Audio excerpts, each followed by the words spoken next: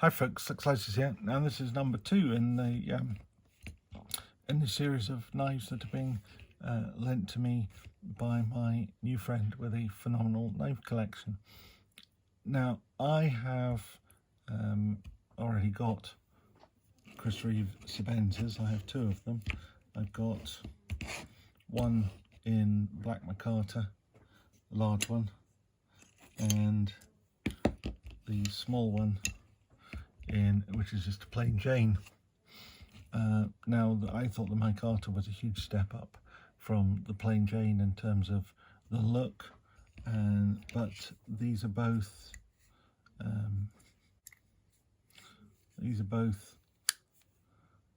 S35 VN steel. The plain Jane one's got the blue anodized thumb stud and lanyard thing. Single-sided thumb stud, but these 2 are both left-handed because I'm really right-handed, but only my left hand works, so I'm left-handed by of necessity rather than through any kind of choice. But if I thought that was smart, this one just is next level. It really is. We've got boxwood Burl inlays on both sides, and of course since we moved over to the 31, the inlays on the show side are just so much nicer. The one on the pile side I don't know, is improved by having the clip come over onto digging into the inlay, but it's of necessity. So this one, even when you take out your pocket, just looks 100 times better than the micarta. You've got little gold accent here and here, but where this knife is really phenomenal, it's slightly difficult for me to open because it's only got a right-hand thumb stud, but is this blade. This is the Boomerang Damascus, and it's a hologram blade, as all Sebenzas are, so it's the same blade geometry, but the look of it is just phenomenal. Again, of course, these knives are, as it says on here, Idaho made. Do this without cutting myself. Idaho made. Frame lock, or the integral Chris Reeve integral lock, and this lock was invented by Chris Reeve. Now, one thing I never mentioned on the Rockstead, and I probably should have done, but it's relevant to this as well, is the way that Chris Reeve does his pivots. Most knives, you have the blade in the middle. Either side of it you have some sort of bearing. Now that might be washers, as it is in the Chris Reeve and the Rocksteads and a number of knives, or it might be ball bearings, but whichever you have, you've got the blade, a bearing either side of the blade, and then the scale, and the scale presses on the bearing, which presses on the blade, which presses on the other bearing, which presses on the other scale, all with the pressure controlled by the screw, the pivot screw here. That's normal. That's the way most people make a knife. Chris Reeve and Rockstead do it a different way, and they use a bushing. Now, the bushing sits between one scale and the other scale, passing through the center of the blade. And that means that when you do up this screw, you're tightening this scale against the bushing against the other scale, not against the blade or the washers. So the washers and the blade are free to move within the 2 scales and are not compressed by this screw. That means that the action of the knife is determined by the width of the blade and then the thickness of the 2 washers and the smoothness of the 2 washers. So if you have 2 polished washers of exactly the right thickness, the action of the knife will be determined and simple and straightforward, no matter how many times you take it apart and screw it back together, because all you're doing when you tighten this is tightening it onto the bushing. If the washers get filthy and gummed up as my Rockstead did, you have to take them out and clean them. If they're in any way rough, then you can polish them.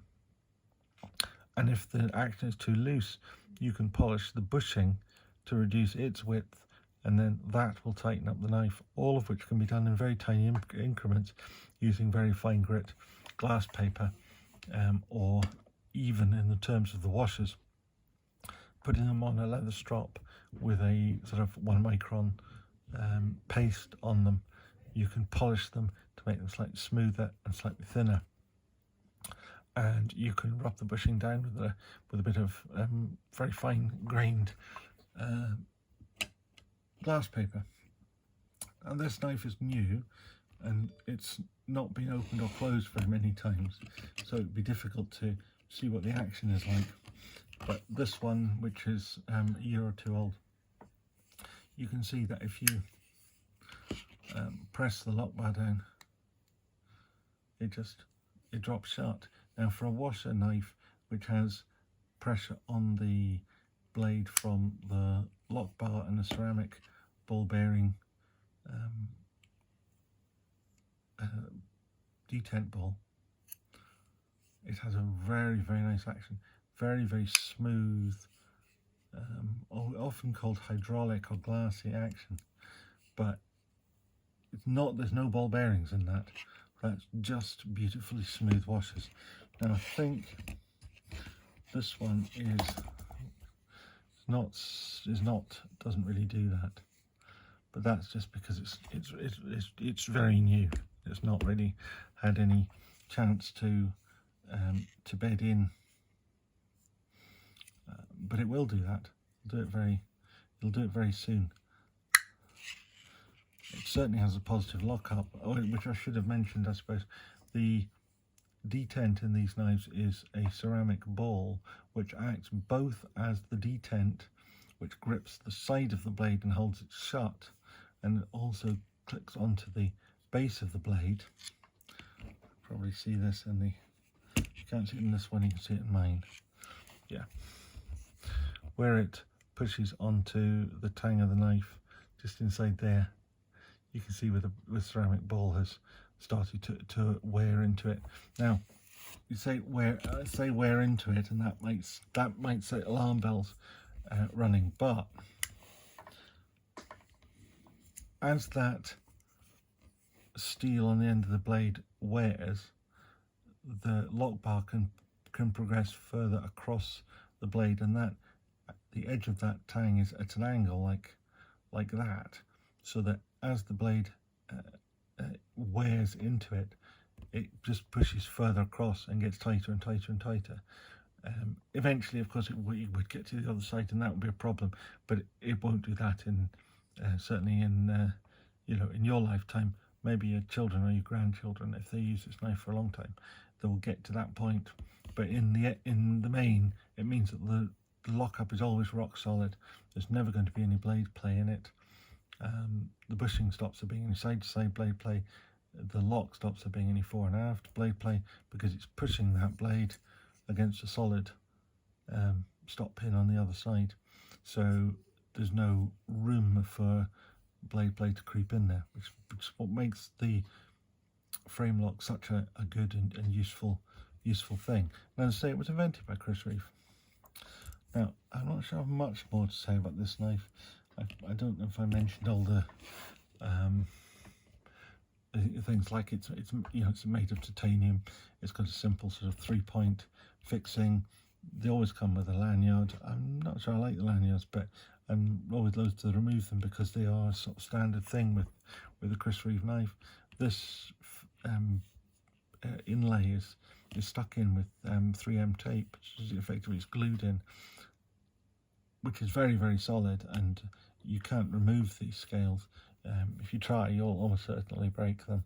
As I say, it's got the Boomerang Damascus blade, which is just very, very beautiful.